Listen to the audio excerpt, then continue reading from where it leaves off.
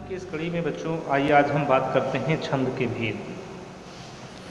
यानी छंद कितने प्रकार के होते हैं। तो छंद वैसे तो कई प्रकार के होते हैं, किंतु मात्रा और वर्ण के आधार पर छंद अगर देखा जाए तो दो प्रकार के होते हैं। लेकिन यहाँ हम आपको सभी बता देते हैं। छंद तीन प्रकार के होते हैं, यानी इसके मुख्यतः तीन भेद होते हैं। कौन कौन? पहला होता है मात्रिक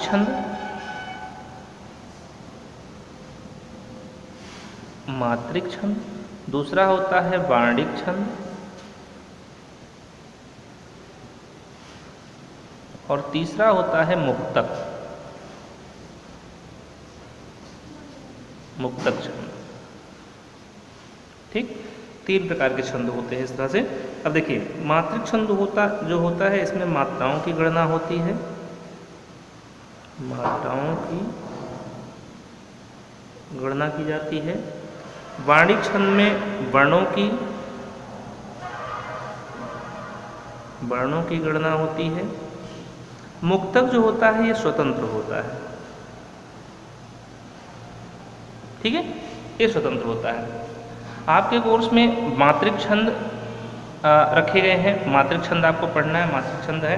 वैसे वार्णिक छंद भी यहाँ हम बता देंगे, आपको बताएंगे। ठीक है, अब देखिए मात्रिक छंद के भेद, यानी मात्रिक छंद की अगर हम बात करें, मात्रिक छंद, तो मात्रिक छंद जिसमें मात्राओं की गणना होती है ये मुख्यतः तीन प्रकार के होते हैं, 1, 2 और 3। ये तीन प्रकार के होते हैं। कौन कौन होता है? एक होता है सम, एक होता है विषम, और एक होता है अर्धसम। यानी सम मात्रिक छंद, विषम मात्रिक छंद और अर्धसम मात्रिक छंद। इन्हीं तीन छंदों को हमें समझना है, तीन छंदों को हमें पढ़ना है, हमें इसको समझना है कि ये आखिर होते क्या है। ठीक है, तो सम, विषम और अर्धसम, गणित में आपने इन शब्दों को पढ़ा है कि सम किसे कहते हैं, विषम किसे कहते हैं, और अर्धसम यानी आधा समान। तो सम संख्या यानी ये सम संख्या है, यानी समान संख्या भी इसे कहते हैं। ये असमान संख्या है, ठीक है, ये आधा समान संख्या है। ठीक है, तो जिन छंदों के, अब जानते हैं, आपको बताया मैंने पिछले वीडियो में बताया कि किसी भी छंद में मुख्यतः 4 चरण होते हैं। ठीक है, तो जिन छंदों के चारों चरण क्या होते हैं, चारों चरण समान हो, यानी जिन छंदों के चारों चरण समान होते हैं उन्हें हम सममात्रिक छंद कहते हैं। ठीक है, जैसे अगर हम उदाहरण भी देखें तो अभी हम जैसे लिखते हैं चौपाई। आप जानते हैं इसके प्रत्येक चरण में 16 मात्राएं पाई जाती हैं। अभी जब आपको छंद पढ़ाया जाएगा आगे तो हम उसको बताते हैं, डिफाइन करेंगे। अभी यहाँ इतना ही। ठीक है, विषम मात्रिक छंद क्या है कि जिन छंदों के चारों चरण असमान हैं, क्या हो, चारों चरण समान न हो, असमान हो, उन्हें हम विषम मात्रिक छंद कहते हैं। जैसे बरबय, अगर हम बरबय की बात करें तो ये असमान यानी विषम मात्रिक छंद, सॉरी बरबय नहीं, बरबय तो है, अर्धसम है, सॉरी यहाँ गलती हो रही है। छप्पय, अगर हम छप्पय को देखें, ठीक है, तो छप्पय जो है यानी एक रोला और एक उल्लास या उल्लाला को मिलाने से छप्पय छंद बनता है। और उल्लाला में आप देखेंगे तो 28 मात्रा होती है, और रोला में देखेंगे तो 24 मात्रा होती है। तो इस तरह से छप्पय छंद बनता है। अभी हम बात अर्धसम मात्रिक छंद की करते हैं। अर्धसम मात्रिक छंद क्या है? यानी जिन छंदों में 2 चरण समान हो, यानी 2 सम चरण जो समान कहने का मतलब ये कि जिन छंदों के सम चरण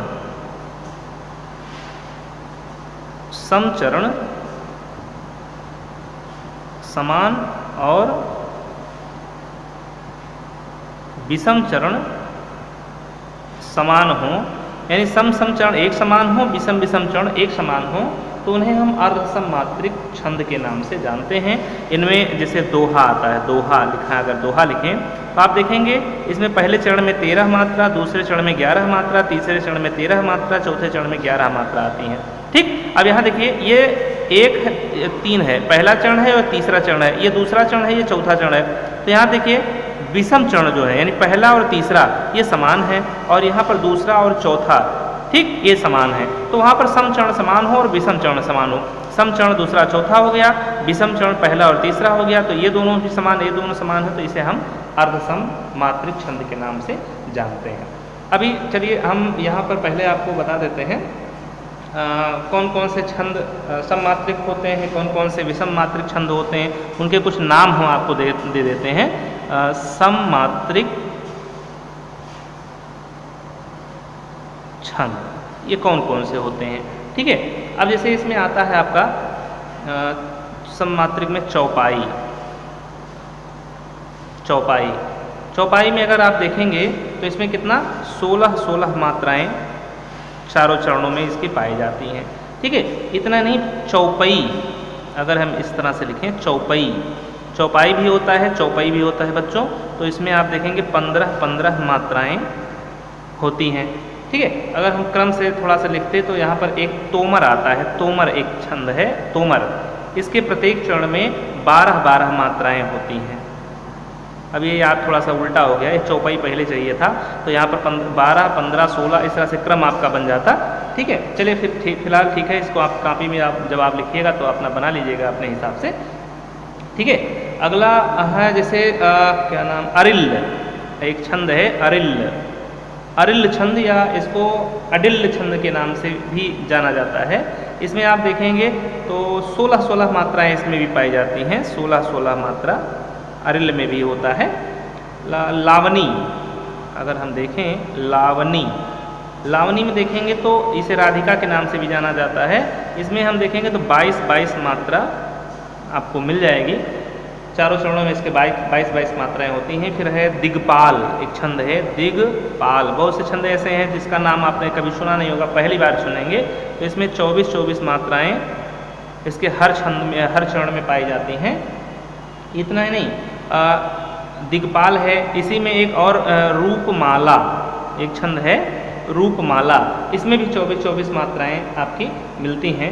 गीतिका एक छंद आता है, गीतिका, गीतिका में देखेंगे तो गीतिका 26 मात्रा, 26 मात्रा इस गीतिका में होता है।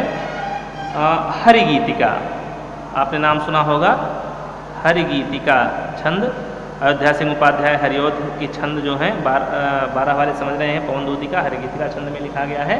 तो इसमें आप देखेंगे तो 28 मात्राएं पाई जाती हैं। और हरि गीतिका और एक छंद देखिए याद है, सार एक छंद है, इसमें भी 28 मात्राएं आपकी होती हैं। 28 के बाद तांटक एक छंद होता है, इसमें आप देखेंगे तो 30 मात्राएं होती हैं। कहीं तोंटक भी लिखा जाता है इसको, ठीक है। आल्हा, सबसे बड़ा छंद आपका आल्हा, सबसे अधिक बड़ा नहीं, अधिक मात्राओं का छंद हम कह सकते हैं। ये 31 मात्राएं सममात्रिक में सबसे बड़ा छंद ये माना जाता है। ये 31 मात्राएं इसमें, हाँ ये देखिए 31 मात्राएं आल्हा में पाई जाती हैं, ठीक है। तो ये आपका सममात्रिक छंदों का एक लिस्ट हम कह सकते हैं कि कुछ प्रमुख सममात्रिक छंदों की लिस्ट है ये आपकी।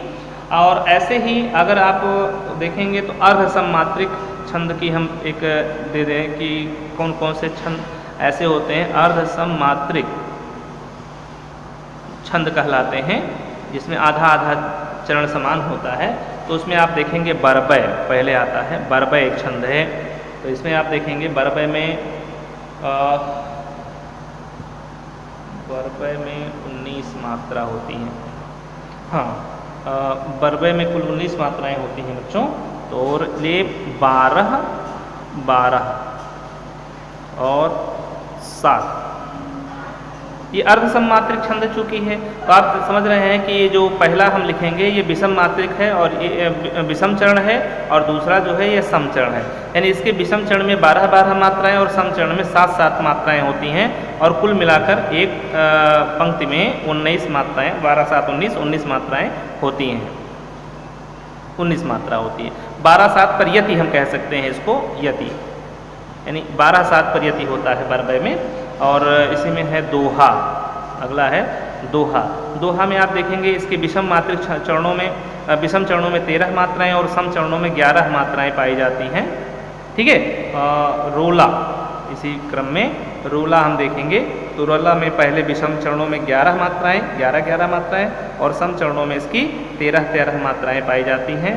और उल्लाला, एक बच रहा आपका उल्लाला, उल्लाला, उल्लाला में आप देखेंगे 28 मात्राएं टोटल होती हैं, जिनमें क्या नाम, इसके विषम चरणों में 5 मात्रा और सम चरणों में 15-3 18, हाँ 18 मात्राएं इस तरह से होती हैं। यानी विषम चरणों में पहले और तीसरे चरण में 5-5 मात्रा, और दूसरे और चौथे चरण में 13-13 मात्राएं पाई जाती हैं। तो ये अर्ध सममात्रिक छंद इस तरह से आपका बनता है।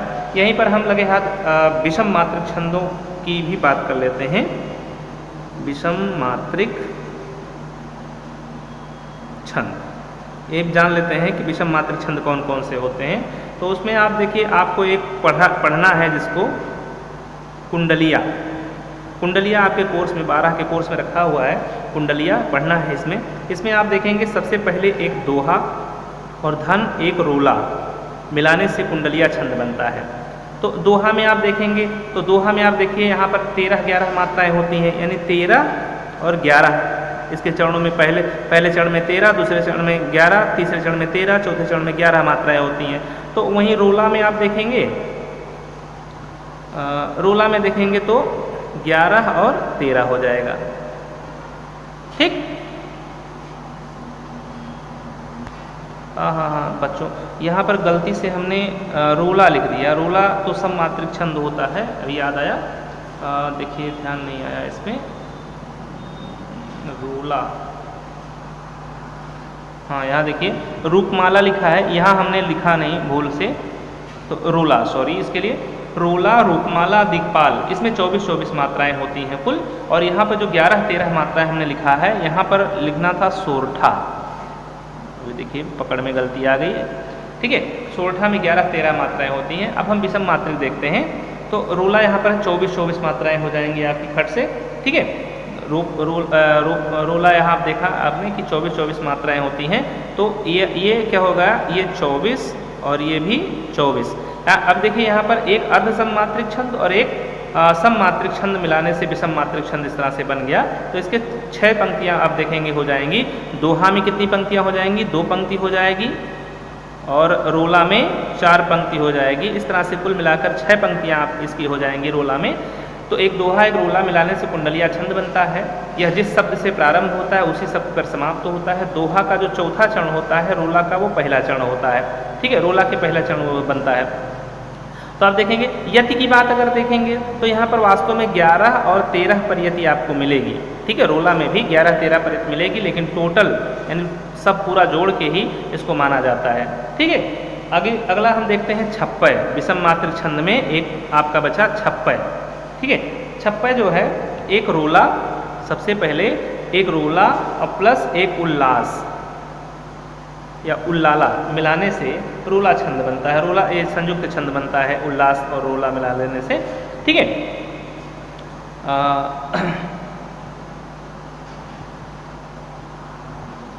इस तरह से बच्चों अगर हम देखें तो कक्षा 9 से लेकर 12 तक आपको कुल 5 छंद पढ़ने हैं, जिनमें पहला है चौपाई, दूसरा है दोहा, तीसरा है सोरठा, चौथा है रोला, और 5वां है आपका कुंडलिया।